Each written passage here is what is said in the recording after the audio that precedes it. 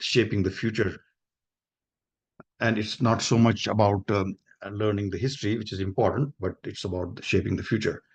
We had a few questions, actually 4 or 5 questions in the first session. And in the second session, we addressed them and we talked about rethinking humanity. There were some questions about Penrose and Stephen Hawking's, and we answered some of those questions. Some examples of other wisdom traditions, and all of that was addressed. There was also a question about book recommendations, and we did that. And today we had a question last session, and I'm going to cover that.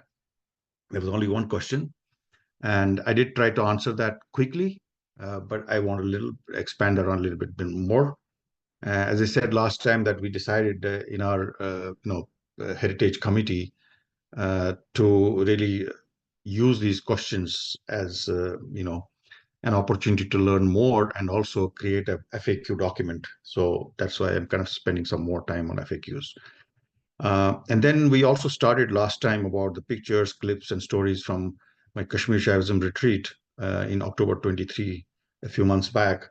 And I'll continue with that.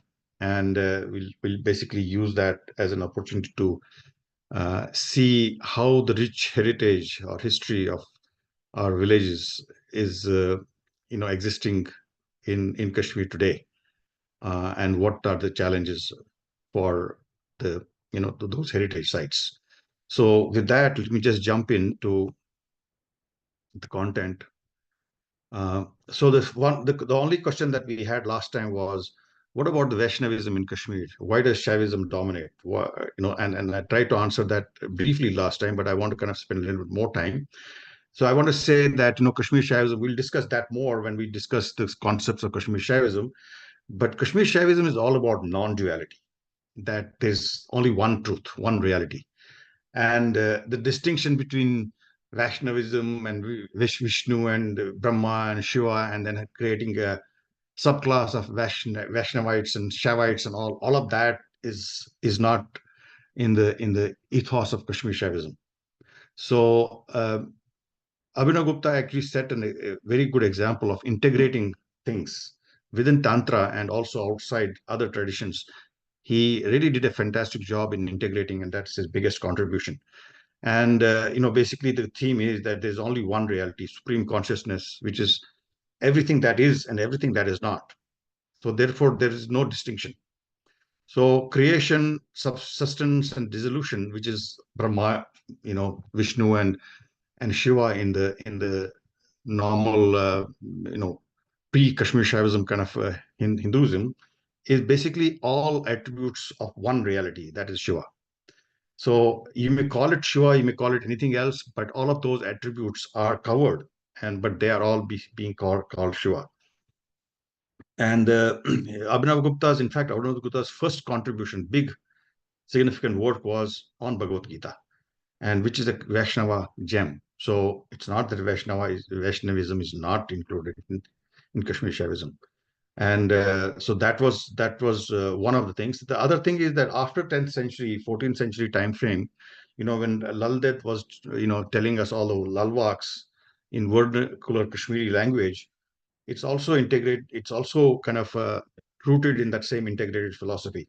It is suffused with, and by the way, I've taken this sentence from some of the references that I'm going to quote. Actually, how did you tell me last time, Ashwini, how to hide this thing? Athas is, I think, Control Alt H and maybe Shift. H and Shift. Yeah, right. Control Alt H Shift. Okay. Got it. Okay. Control. Next time I won't bother you. Okay. In the 14th century, the source, I actually collected all this information from Kosher Samachar of October 2023, Government of India Central Archaeological Library, and ikashmir.net. So I found that in even the Lalwaks, there is a reference to Naran or Narayan or Vishnu in many of our walks. So, so this is not, it's an integrated philosophy. In 16th century, there were a lot of Kashmiri poets who basically brought in a new next resurgence of vernacular Kashmiri poetry, and they were also dedicated to Krishna and Rama, and Parmanand Krishna Razdan and Prakash Ram. They were some of those people, and even they made little distinction between Vaishnava and Shaivite themes. So Parmanand wrote Radha Swayamvar, Radha Charit, Sudama Charit, and also Shiv Lagna. So basically, they were writing on both themes. So this is not something which is, Vaishnava is not excluded. And in fact, Abhinanda of Kashmir, actually from a Chandragaon village in Kashmir, he wrote not no actually not from that village. He was from a different place. I'll talk about that later. He wrote this Lagu Yoga Vashishta in in Kashmir, and that also basically is about Ram. It's actually Vashishta dialogue with Ram. So there's a lot of things. And by the way, there is a link here which talks about Kashmiri Ramayana, and it was actually found by some Vinayak Razdan in the library in 2012, and he kind of tweeted about it. And this is the link that I'm kind of showing here of that. So I hope that answers the question that there's no distinction. In fact, I have a feeling that there's a political angle to this whole thing. This is part of the division that has been created in Indian society, where they have kind of divided. Oh, you are a Vaishnavite, you are a Shaivite, just to kind of create the divisions. Like nowadays we're seeing this division between North and South. So anyway, that is one. And we talked about this last time already, about this trip that I had October 1st to October 12th, 23.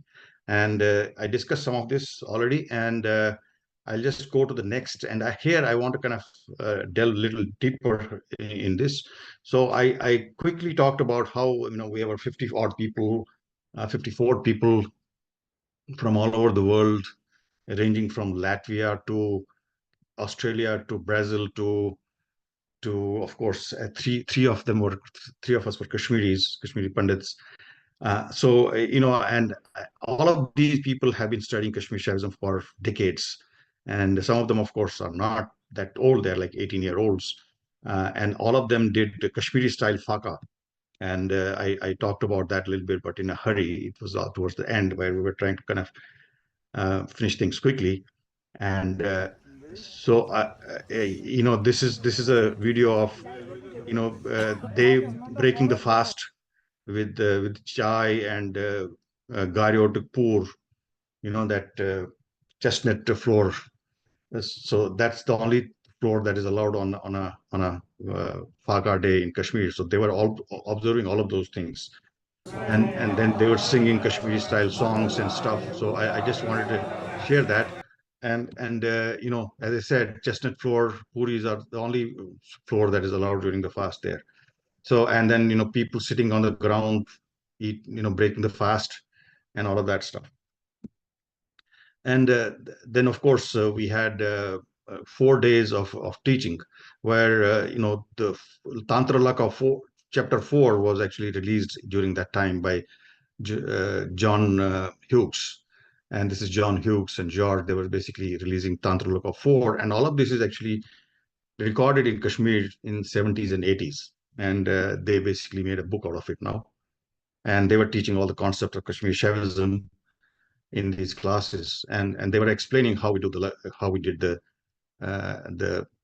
yajna on the previous day, all the fire ceremony and all that stuff. So how that fire, how the you know uh, planets are being worshipped, various planets are being worshipped in this, and we used to take this for granted. We never really looked into this, but they looked into all of these aspects and explained everything. The Havan Yantra, how it is made, and all that stuff. So uh, I used to I already said in the introductory class that I used to dismiss all of this, just like youngsters today dismiss a lot of things that we do. I used to do exactly the same thing. And those days, my parents and my grandparents were kind of probably thinking about the same thing. What's happened to this generation? But now, after this journey over the years, over the decades, I see that all of that had relevance, and good relevance, very deep meaning. So I talked about the Tantra Loka chapter 4 was released, and this whatever they were teaching here is part of a tradition in Kashmir Shaivism called Diksha, and they are actually doing the Diksha and propagating this whole wisdom to across the world every week, actually every Saturday.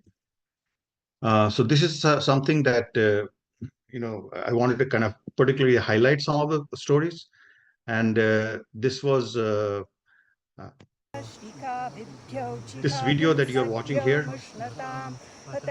I don't want to necessarily go through the whole thing, but some of the people who came to this retreat, they came because they wanted to go to this particular place that I was just showing the video of. This is called Shankarpal. And this is where Shiv Sutra, the first of the Kashmiri Shaivism scriptures, was conceived. But we were not allowed to go there because 53 people, 54 people, they said that there is a breeding season happening there. So they would not let us go. But these people, four or five people said that, hey, this is the only reason why we came to Kashmir, and this was part of the program. We did not know that this breeding season is happening and we cannot go.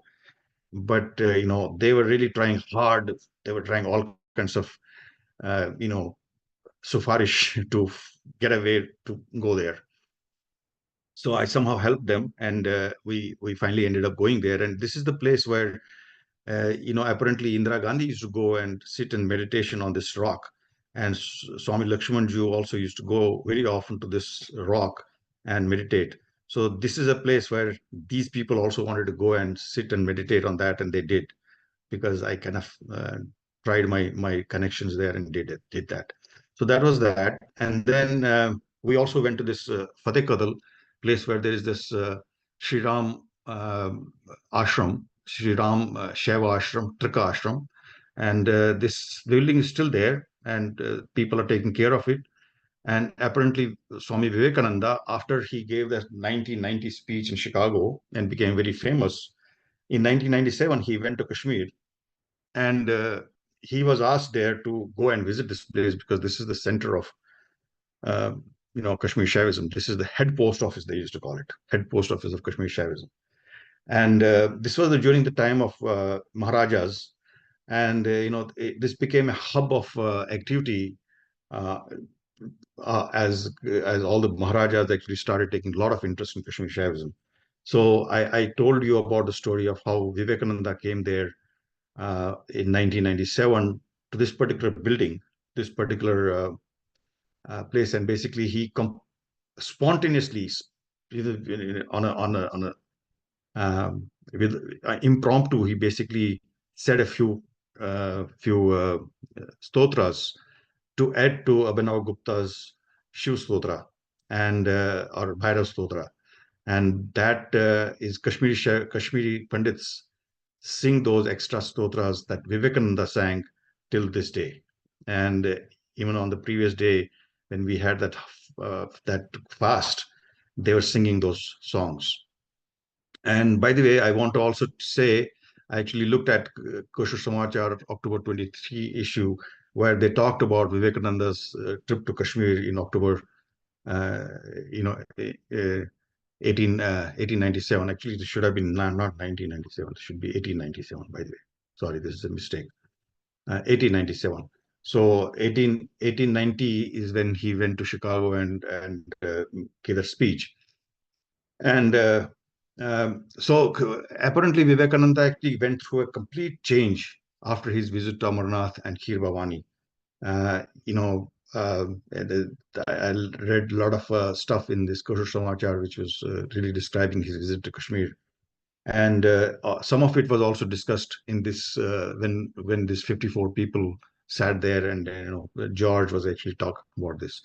I also saw during this research that Tagore also came to Kashmir in May in October 1915, and this was he was he was the first person outside of Europe who got the Nobel Prize, and he got it in 1913, and 2 years later he went to Kashmir. And it so happened that whenever these people became famous and all, they found a need to come to Kashmir. And after that, Tagore apparently he had a very good interview in 1930 with Einstein. And I was listening to that interview uh, a few days back. And I was also I connected that to the concept of malas in Kashmir. In Kashmir, malas. There are three malas, and Mai Mala is one of them. And the discussion that between Einstein and Tagore was really the concept of Mai Mala. So, I just wanted to kind of say that also, that after my trip to Kashmir, I started getting interested in some of these, great personalities visiting Kashmir and why they did so and how they shaped their worldview after that.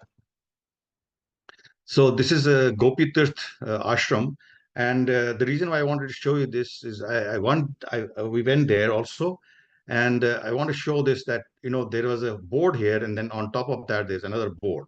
So I wanted to show that there is a lot of this infighting going on between Kashmir Pandits, different trusts and all, where they say, "Oh, we own this," and others are saying that, "Oh, we have maintained this, we are maintaining it, we are rehabilitating this, therefore, they're taking credit for it." But then the original trust is saying, "No, no, you don't," and so on. So this is a problem that I'll come to later. But I wanted to show you this picture, that there is this tussle going on between different trusts and all in Kashmir, and this is part of the same thing. And so I wanted to also show that there was one Lillian Silberg who came to this Gopi Tirth ashram in 1950s, and she became a disciple of Swami Lakshmanji also. And her work in France, she was a French. Her work in France really became very profound, and as a result of that, Somananda Tantra School came about. And there is a link here which I'm going to share next, where you can actually read more about her contribution and how she learned Kashmiri Shaivism in Kashmir. And I talked about this last time in a hurry because I wanted to give that assignment to you people. So this was Hari Parvat, where we have the Sri Chakra here ingrained in this. You can't see it very clearly because it's all covered by Sindur. And but this is what it looks like. This is what it looks like. It's supposed to be originally looking like this. And this is the Sri Chakra, and this is a board outside in the same temple in Hari Parvat, Chakrishwar, and it's called Chakrishwar because of Sri Chakra, and it describes the Chakrishwar. Each one of these triangles here has a meaning, and all of that is described here. And these are all supposed to be different energies of goddess that are there in our body, because of which we feel different things. Uh, you know, we talked about that earlier, like compassion, love, hatred, anger. All of these things are energies which are all depicted in these triangles here. So there's a history that uh, when Shankaracharya came to Kashmir, he was a Shaivite and Advaita Shaivite, but he learned about Shakti and Shaktism or Shakti tradition in Kashmir, and he was taught by Kashmiri Pandit women about all this. And this is the place on Chakrishwar where he's supposed to have conceived the Saundarya Lahari, which was a very central kind of a book in South India. And there's something about here how that Saundarya Lahari was actually conceived in Kashmir. And this is the place where George actually told us about the story about how he conceived this here. And uh, uh, and then there's a guy here, Dr. Timal Sena, who's in New York, who is actually part of the Mattu endowment. He's a chair of that, and in Stony Brook University. So he teaches this philosophy, Shakta philosophy, particularly Tripur Sundari and everything else. So we can later on we can actually invite him to talk about this philosophy that actually came about from this Chakrishwar. And there's a link here which I'm going to send in next few days, where you can actually listen to this. It's not easy to understand all of this, but it took me a few times to kind of go through it and then understand what he's trying to say. But this is all about Tripur Sundari, and in this uh, I realized in researching this, I realized that whatever we call, Sharika in, at Hari Parvat is actually Tripur, another Kashmiri name of Tripur Sundari. And this tradition is actually gone viral worldwide recently. So, and I gave you, what happened to that? Okay, I gave you an assignment, which I requested you to, listen to or watch. I think this was here, this one, Oregon Sri Yantra Mystery. I don't know whether people got a chance to listen to it. Um, is there a way, Dilip ji, that we can find out whether people were able to, watch it, and whether they had any impressions they wanted to share about it, or Uh, sure, we can have a poll later. I'll create a poll okay, for that. Mhm. okay, Or okay. if someone wants to speak, they can It- raise their hand. And then yeah. we can, Virtual yeah, hand. we don't have, we have about 14 attendees right now. If somebody wants to talk about that, they can raise their hand, yeah, and then we can allow to talk. Okay, there's one person who wants to talk. I'm going to allow them to talk. Please go ahead. Unmute Yeah, yourself. yeah, Mhm. Namaskar. My name is Rahul.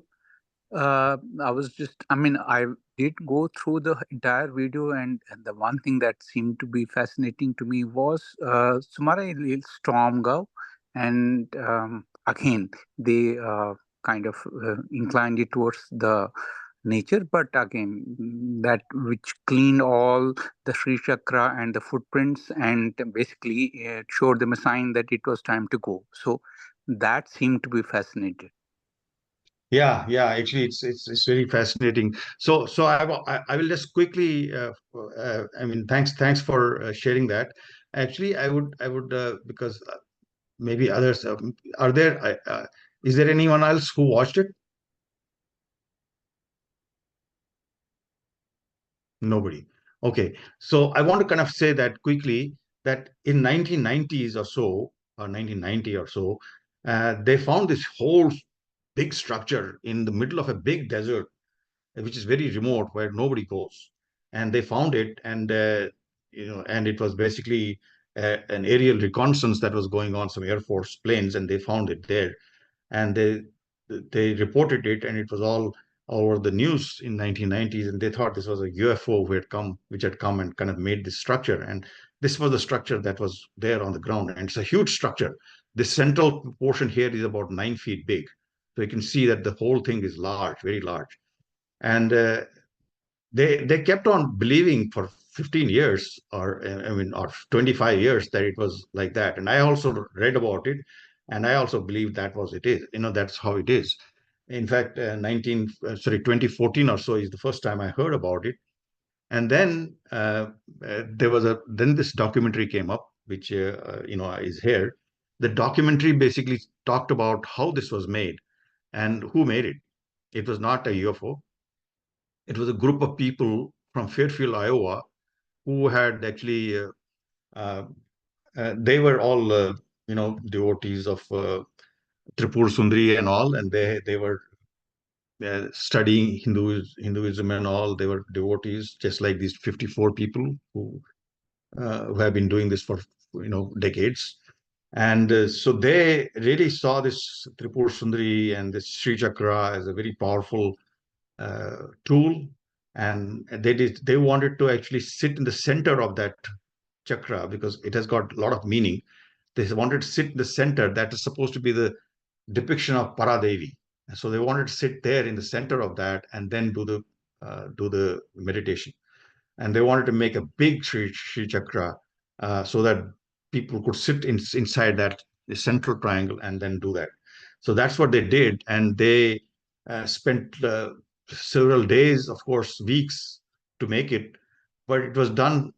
Nobody knew anything about it, and uh, then when they were done with it, one would expect that, with some wind or something, it's just going to blow off and it's going to go away, but it did not. It stayed there. Why? Because as we just heard, at the end, once it was whole thing was completed, there's some kind of a divine intervention or what. It never hardly ever snows in that area, or rains in that area. So there was certainly a storm and it rained there, and because of the rain, the whole pattern got set, and it became kind of permanent. It got like cement getting set, and became permanent, and that's how it stayed there for years and decades. And anyway, these people who did it, they have made this documentary and kind of showed how they made it and what happened at the end, and so on. So anyway, I wanted to kind of show that these concepts actually originated from the Sri Chakra and Chakrishar originally. And I'm going to show you in the history that this was actually ninth school of Kashmiri Shaivism, and it was the only school of Kashmiri Shaivism which survived, and then went to the south, and that's where Sri Vidya school of Kashmiri Shaivism actually flourished, and still flourishes today. And we can, in fact, it's basically about sacred geometry, Vedic geometry, and as you can see, there was some collaboration by nature that the storm came at the same time, and it just engraved the whole thing, that whatever they did for so many months, it became permanent. So anyway, their whole objective was to sit inside the central triangle and meditate there, and reach transcendental state inside that bindu. It's called bindu, the central triangle. So anyway, I just wanted to show that. So my journey of Kashmir, of this Tripur Sundari, started actually in 2010. Right after I went to Kashmir with my daughter, I went, and I told you in the first session that I went to these 11 villages all across Kashmir, where there were Kashmiri Pandits still living. And Divsar was one of the places I went to in Kulagaon. And for the first time, I heard about this Tripur Sundari there. And then, a few days or a few years later, I came across this book, Panchastui, which we used to all sing in Kashmir, but we never really paid any attention to it. So I got this book, and this book was written by my English teacher in high school. And I was kind of surprised that, oh, I didn't know that he also knew Sanskrit. And then, I started attending in 2015, I started attending Science and Non-Duality Conference, and also attended a course with Sally Kempton about the Sri Chakra. And I found that, by the way, these Fairfield, Iowa people, there's a whole community of people who actually believe in Kashmiri Shaivism.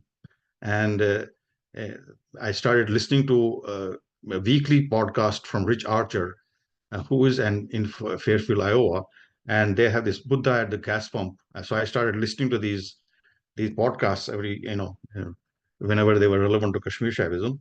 And basically, this podcast is about, every week they interview somebody who has reached enlightenment, and many of them are actually talking about Kashmir Shaivism, by the way. And then, of course, in 2015, I heard about the Sri Chakra mystery. I went to Bali, Indonesia, to really visit a retreat where they actually do this Sri Chakra worship and Sri Chakra, uh, every day in the morning, 6 o'clock, they have 1 hour when they sing Tripura Sundari's Sahasranam, and so on. So this is my journey. It became stronger and stronger, and then in 2023, I heard this story which I did not know, that this whole thing actually started from Hari Parvat. Anyway, just wanted to share that thing. So now I think maybe Dilip ji, we can do the first quiz. Okay. So let me go ahead and launch the quiz. So the quiz will be available for everybody. Please go ahead and respond to it, and then we can go over the answers. So I'm launching it right now. You should all be able to see the quiz now.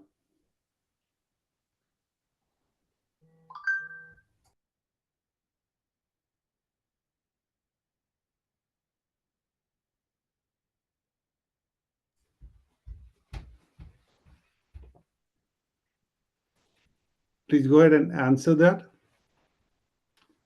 It should be on the on your screen.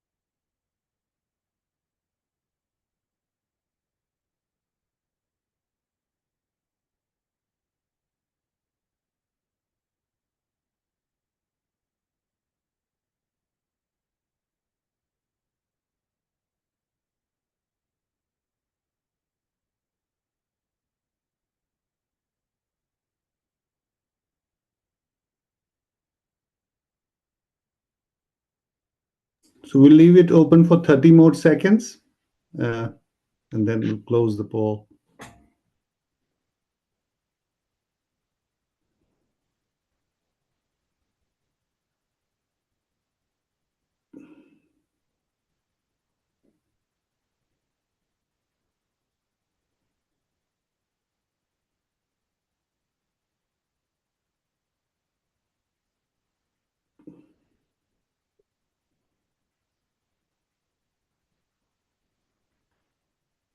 Okay, I'm ending the poll now.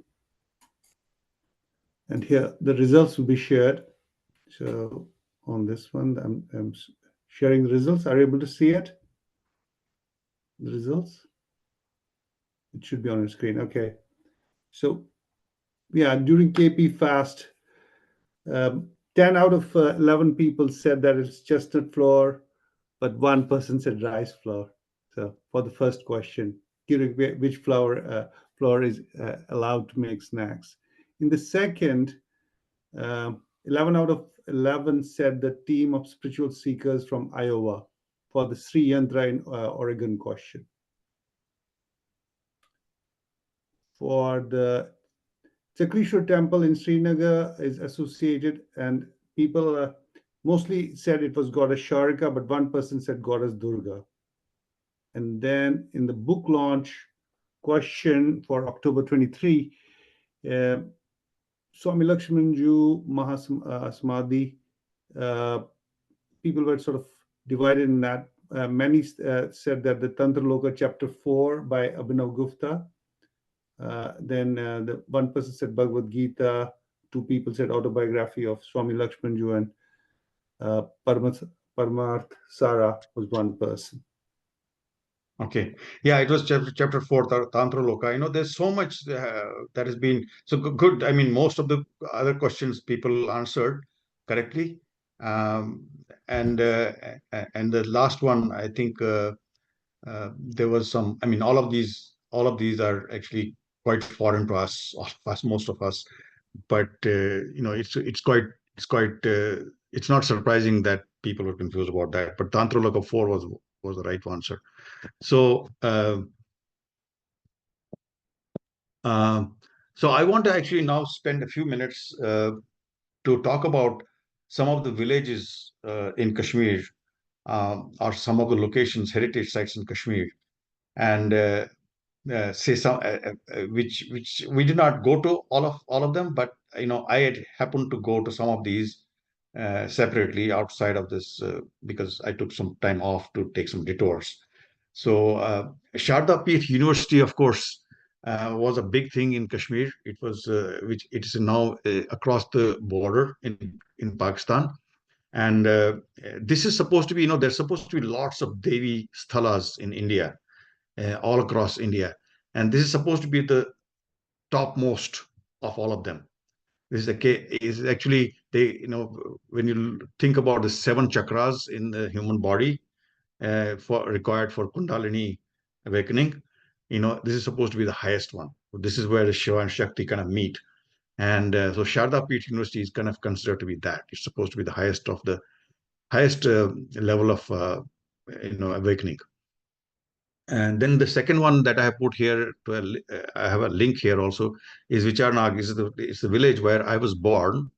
And I went there. This is the place where the Jantri or Panchang that most people, Kashmiri Pandits, actually use every day.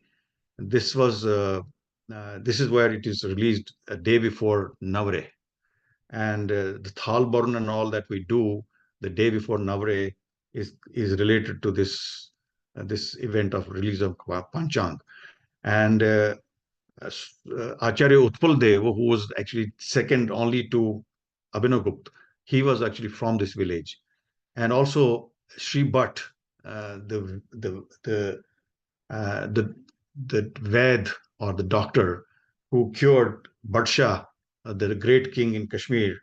After this whole Holocaust happened and Kashmiri Pandits were kicked out first time or second time in the 14th century, Badshah was actually the person who, just before Badshah, the whole Holocaust happened. Everybody was converted, and a few people were hiding in places. So Sri Bhatt was one of the people who was hiding. He was a doctor, Vedic doctor.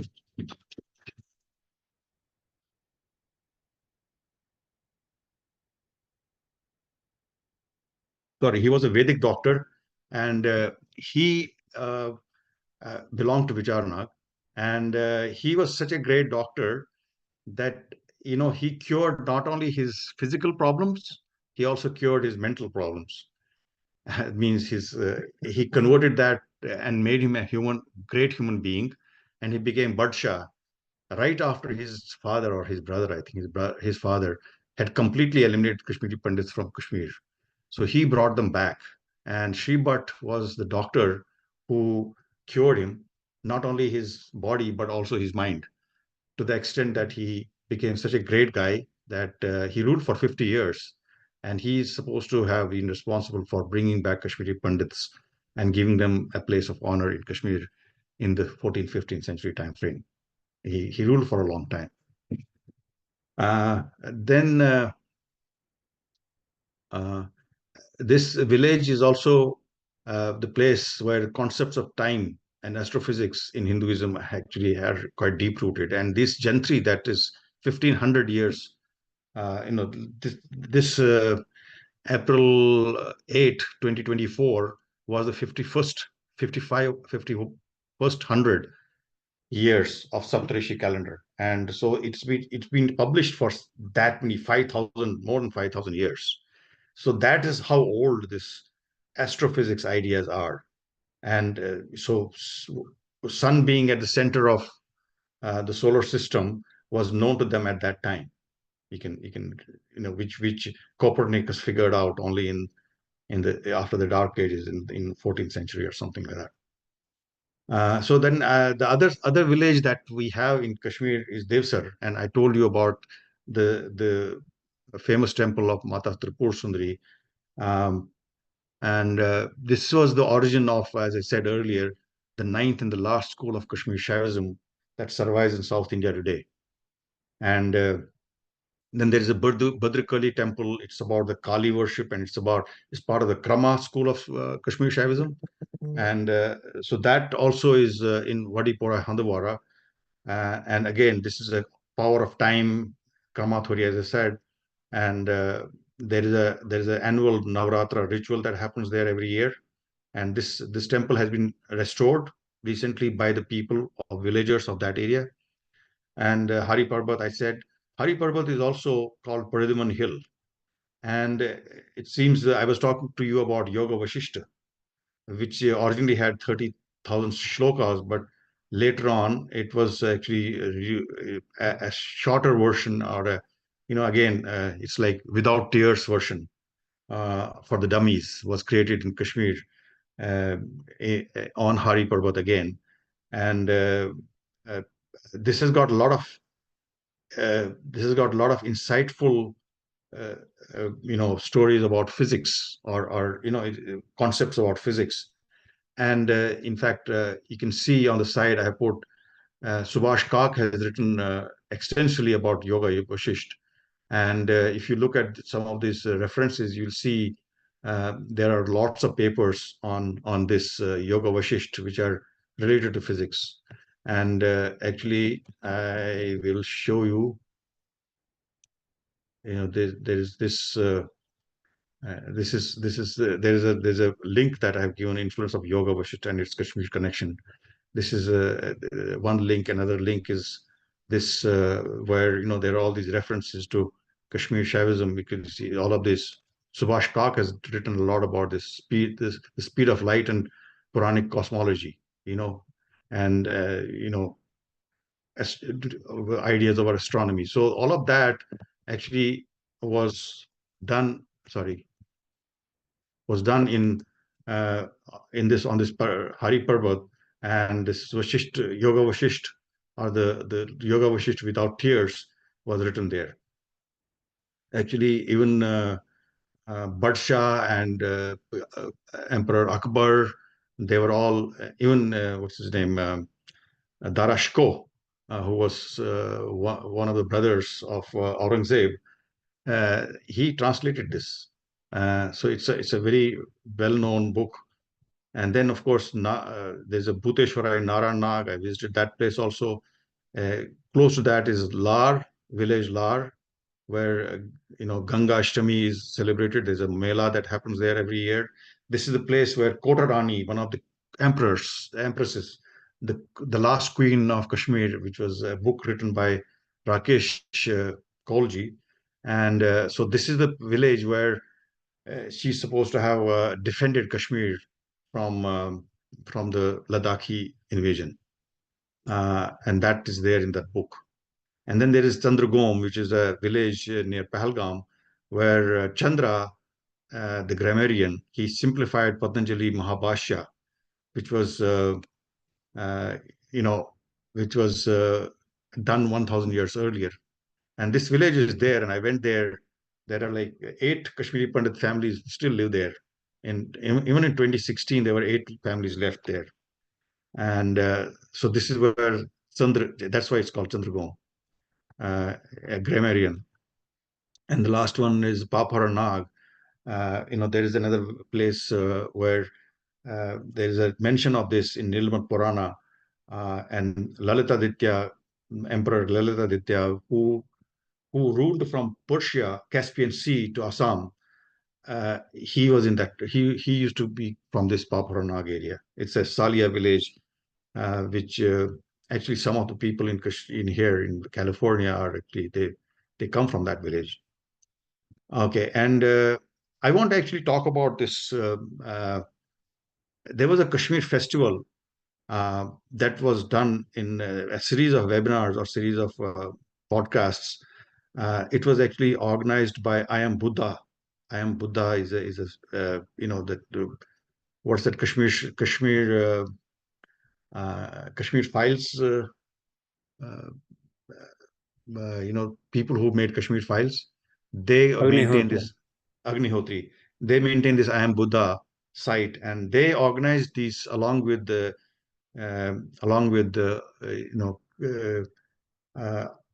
what's it called, Kashmiri Pandit diaspora. They together they organized this series of podcasts. There were 32 episodes of it. And in one of the episodes, episode 6, which I have got a link to, where they talk about some of these villages and the history.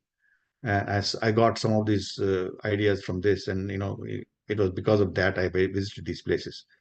And I wish that Carl Sagan knew about this whole story, because in his book, which there was a whole series that was presented, I think, in the 80s and 90s,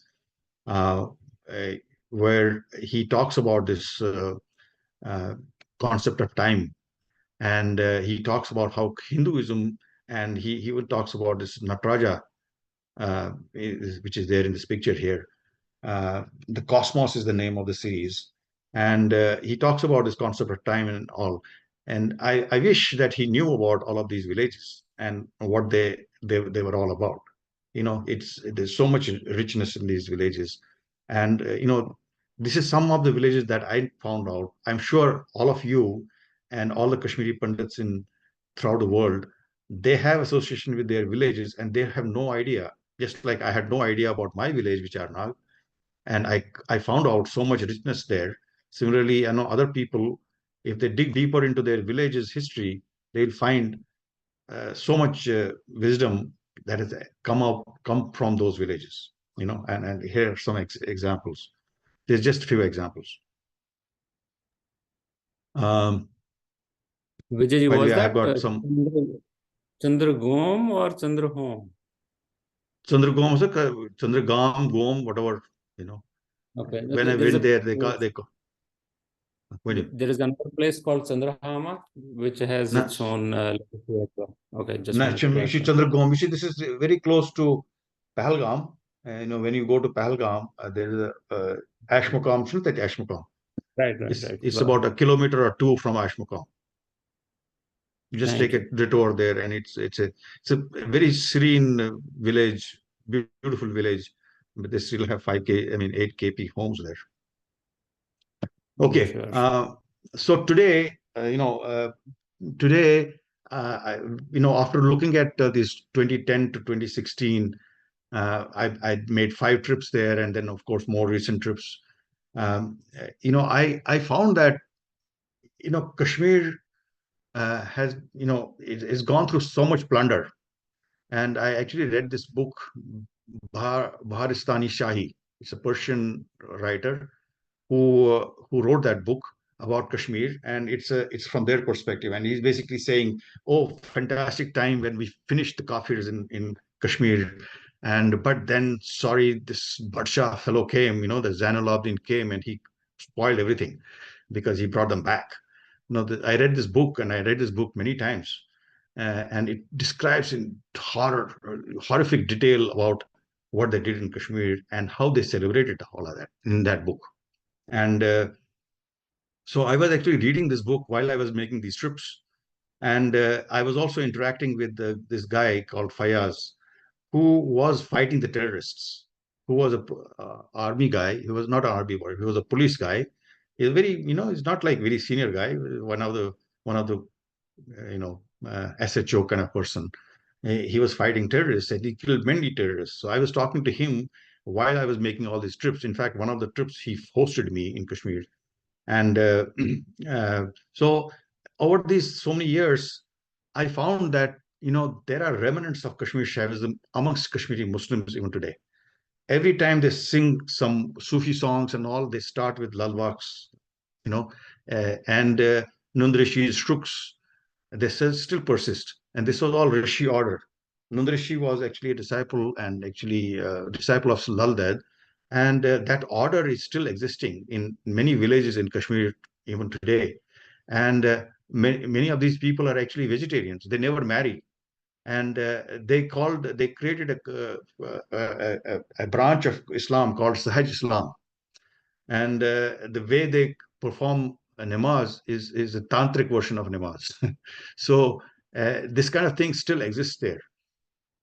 And so this Sahaj Islam is actually very similar to what Gorakhnath, like Nirguna and Kabir and Nanak, Ravidas, all of these people, this is a more bhakti style thing, which is actually being practiced by these Rishi order in Kashmir, in the villages even today. Okay. And but the Persians came over the years, and they tried to kind of kill that. They wanted to actually make it more pure, more pure Islam, and they tried to bring in this Sufism as an antidote to Kashmir's indigenous Rishi order. And Shah Hamdan was one of them, and he's the one who basically converted the Kali temple into Shah Hamdan's mosque there in Fateh Qadar. And I want to tell you a story. I have 5 minutes, and I want to tell you a quick story about my friend Ashok Bhatt, who went to Kashmir, and he says that, and he went to Kashmir in 2012 or so, and he told me about the story about how his brother-in-law, who was an army guy, he took him to this Darvish, in the middle of downtown Kashmir, Srinagar. And when he was a blind guy, and when he entered, that fellow said Om Namah Shivaya. And he was perplexed. He thought, oh, maybe he's blind, but he has got some powers. He knows he's a Kashmiri Pandit. But then it turned out that he says Om Namah Shivaya to anybody, everybody who comes to him. And so there are people like that who are, the Shiva thing is still there. So this Kashmiriyat is still there. But over the last 10, 15 or 20 years, 30 years probably, after genocide, there is a big fight going on, struggle going on in the villages between Wahhabi and Salafi, and they are taking over every village by village. And this is all being done with funding and so on. So I also want to tell you the story about when I went to, this Birwa, village Birwa, which is near in the Badgam district, which is where Abhinav Gupta is supposed to have gone into a cave and taken samadhi inside. After that, he disappeared. Basically, he never came out. And when I went there, this is a picture of that place, which I took from the top of the hill closer to this cave. This is the cave. And I took a picture of this. And from there, I took a picture down, and I found that they were actually making stone pelting for Burhanwani thing that was going on later. So I didn't know that at that time Burhanwani thing had not happened, but I was there for a couple of months before that. And they were actually creating a supply chain for stone pelting from all these villages, and they were actually doing so. This whole phenomenon has been going on for the last 40 years to convert every village and then create trouble in Kashmir, and all of that has been done under some kind of a game plan. A supply chain was created, so on. So the reality is that Kashmiri Pandits in Kashmir are living as zimmis. They are basically paying taxes, whether it's not formal taxes, but they are being made to pay. And over the years, and now because of Article 370 being abrogated, things have changed to some extent.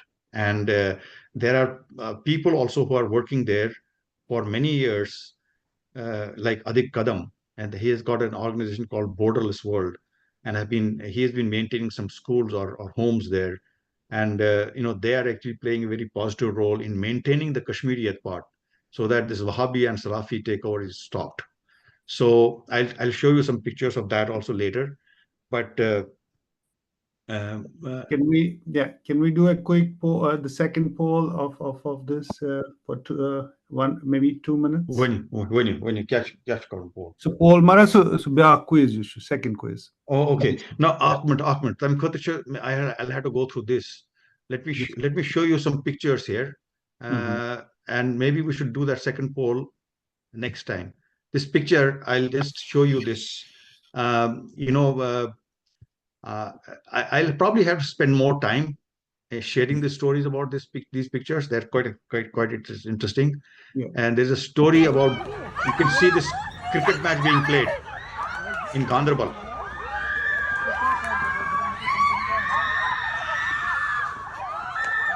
So she made a winning run, and they won the cricket match. But what I wanted to show is that this is being done in the school called Vijay Memorial School. I'll talk about this next time. So next time we'll just spend a few minutes on this, and then we'll do the second quiz. Is that okay? See, this is Vijay Memorial Educational Institute. So I'll talk more about this, and then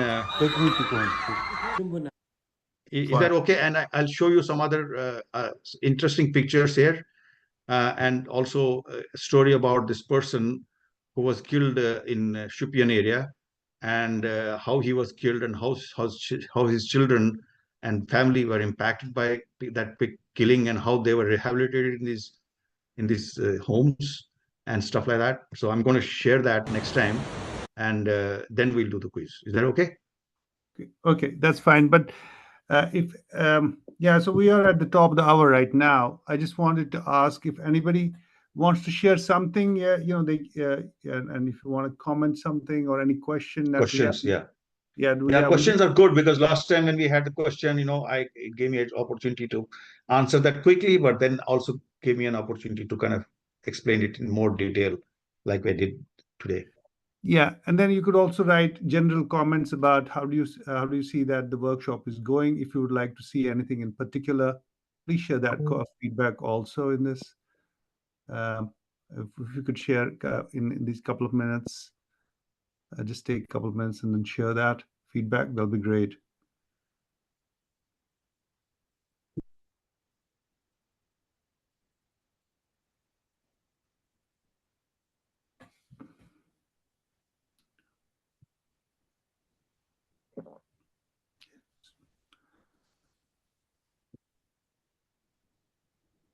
Anybody wants to? Okay, there's one. We have seen a comment here, a couple things here.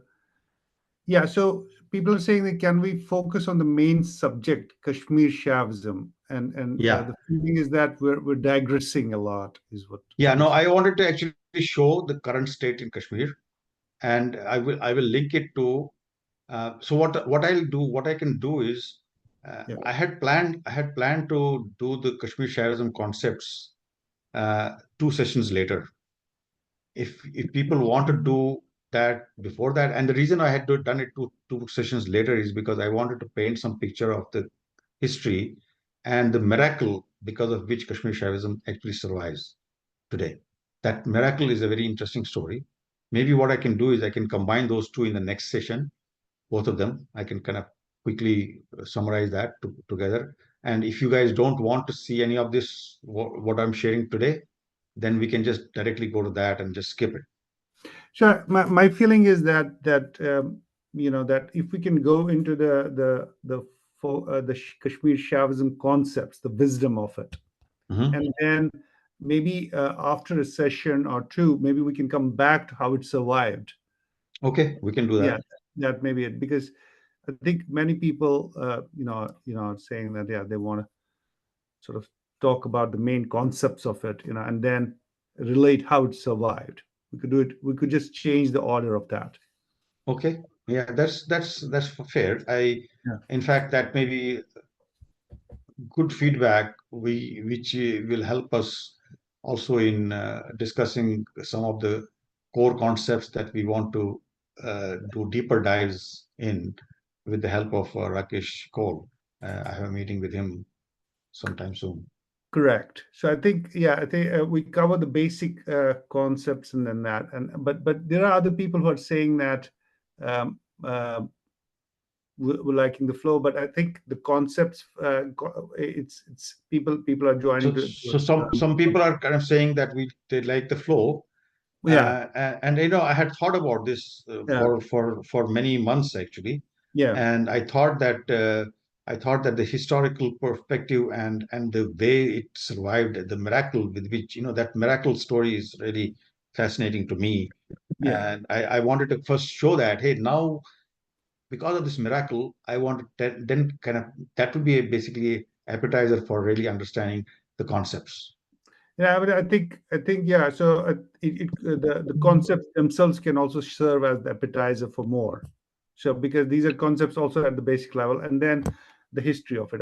Let's just switch it as we got some comments and go into the concepts a little bit, and then I would suggest that what I'll do is I'll change the flow, but I will combine the the history and history and miracle in one go. I basically summarize that in smaller package, and then I'll go to the concept. So basically, next session, let's cut out these pictures and all that stuff, and all the stories that I told about the villages and stuff today. I'll cut that out. I'll just go directly into the history and the miracle and combine that all in one place, and then I'll go to the concepts. Is that okay? Yes, Vijayji, Amit here. I think I will like that, because what I was thinking is, if you go through the concepts of Shaivism and then bring that miracle in, then we will actually get a better understanding, a deep understanding. If we just talk about the miracles and then talk about the concepts later, we might forget what was you would have laid the context, but we would have forgotten it by then. So if you can intervene through things together, it will then allow us to draw the parallels. You know what I'm saying? Sure. Yeah, I think Thank you. that's what we should try. Instead of just talking about the miracle again, let's just talk about the concepts next time, and then we'll just later talk about that. How it all survived. Okay. Yeah. Okay. Yeah. I'll spend these 2 weeks to really refine that part of the presentation, so that I had actually given myself more time for that, but I'll just take these 2 weeks to really focus on that, Yeah. refining that part instead of just doing the miracle. So then I'll Yeah. do that later. Okay, great. Okay. Anybody right. else wants to share anything? Anything before we drop off today? Anybody has to any comment? Yeah, Namaskar. This is Rahul once again. Yeah, I think changing the flow is good, but aak request Maharaj Vijay Vijay Memorial School is kat next time when you is. Thank you. Okay. All right. Yeah. Okay. Good. I'll tell you that story. All right. And then also what I also request people is that we shouldn't wait only for this session to talk. You see, WhatsApp chat. If you want to talk about some things like these specific stories or something, we could also do it via the chat, and use that vehicle also to understand what's going on. We don't necessarily have to only use this webinar. We should use multiple ways of communicating. Absolutely right. And actually, this webinar actually gave me a platform to start digging into things and reading some books offline too. So always a good start. Yeah, please share that. Please, we are learning with each other here, and the knowledge is growing. If you learn something and want to share with everybody else, please feel free to do so via that WhatsApp chat. We all want to learn more. This is about helping each other learn. And also, I think we Absolutely. want to expand this network. We want to include more people. If you like something, please try to influence others. My idea was that we wanted the community to really rally around this wisdom, and see the future impact our community can make as the humanity evolves. So that was the bigger, grander aim, and for that, we want to have more people involved in this. Absolutely, and then Absolutely. also the next generation. Please go ahead. No, I said same thing. Absolutely, Mara. Yeah. So we have youngsters also here. Asha is here today again, and thank you for that. Particularly the next generation also should learn these concepts. I know some of us older people are also learning, but the youngsters, if they learn, then it will survive. This particular, we want to make sure that this wisdom survives, because it's so profound that it must survive even after our generation. And apply it to shaping the future, and that's important. And all that can be done by youngsters, cannot be done by people like me or 70s. There is one more thing. I know as a part of our total agenda, I'm not sure if it's going to refine and change going forward. There were only 6 or 7 series or seven sessions in this series, right? But I think what we can do, probably just a suggestion, and you might want to consider, people who are joining, maybe we can have some sessions in between to be more like interactions. Hey, let's read about an introduction of this or that, and then have interactions on what we read, right, or how we understood that. I think that would bring a little bit of conversations among the people who are attending, right? Just a thought. Absolutely, Amitji. I mean, these are the thoughts that we should sort of share in the WhatsApp chat. That was the thing, so that the community can learn and use these other methods. Just because going to the webinar, and then you might hear it, and then you might keep it, but then we get into the daily grind, and then we cannot think about it. But if we use that WhatsApp chat to sort of reinforce the learnings, and then have these other methods of doing it, of exchanging ideas of what we learn or didn't learn, or read some other material to sort of reinforce these learnings, that'll be great. If you could share these ideas on the WhatsApp chat, and then we can also learn from the other thing. And also, I think the camp is coming up in July. camp is coming up in July, and there people come together, and we have some time on the agenda where we can talk about this, the Heritage Committee and what we are doing. And if we can chime in at that time and kind of try to attract other people, by that time we would have completed a lot more stuff. So, and luckily we are recording all of this, so we could use these recordings to, get more people involved, and then we can, organize more sessions to really have further deeper dives if necessary, wherever we need. Definitely. I think, I mean, the camp is in July, but I think what Amit Ji is saying, that we, in between these 2 weeks, we want to have some additional sessions of people can just informally do it, or in that WhatsApp chat, and read a book or something that's interesting to keep this thing going on. And then ultimately, after these 7 sessions, we have those deeper dives. We need to start planning them, and making sure that people know what those deeper dives are, and when those will be scheduled, so that they can plan to join that also. Yeah. Okay. Great. All right. Good. Yeah. So Thank you. Thank you, everyone. Yeah, I mean, for joining today. Who's iPhone? Who's iPhone here? iPhone वाला जो sir ही ask करो. Rahul. Rahul. Okay, Right. Rahul. Okay. Achimara, thank you so much for joining. Thank Thank you. you. We'll see you Thank next you. time. Namaskar. Namaskar. Namaskar. Lukum Renu Patmi.